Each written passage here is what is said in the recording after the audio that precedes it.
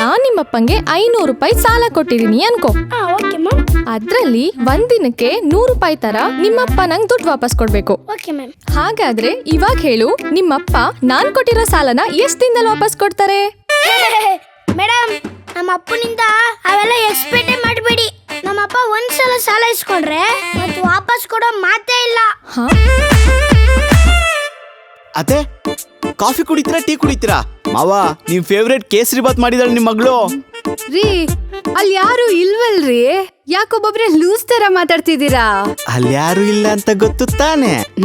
ಮತ್ತೆ fan on ಮಾಡಿದ್ಯಾ, light on ಮಾಡಿದ್ಯಾ, ಟಿವಿ ಆನ್ ಮಾಡಿದ್ಯಾ? ಕರೆಂಟ್ ಬಿಲ್ ಯಾರು ನಿಮ್ಮ ಅಪ್ಪ ಕಟ್ತಾನ?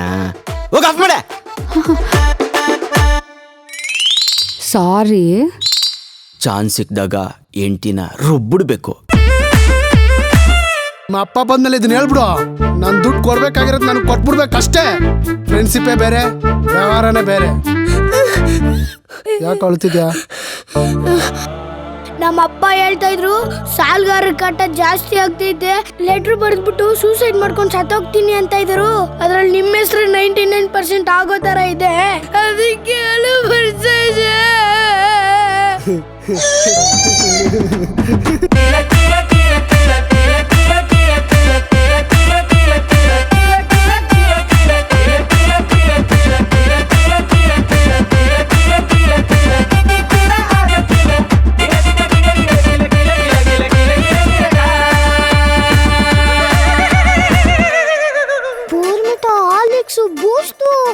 ಇಷ್ಟೆಲ್ಲ ತಿಂದೆ ಅಲ್ಲ ನೀನು, ಡುಮ್ ಡುಮ್ಮಗಾಗಿರೋದು.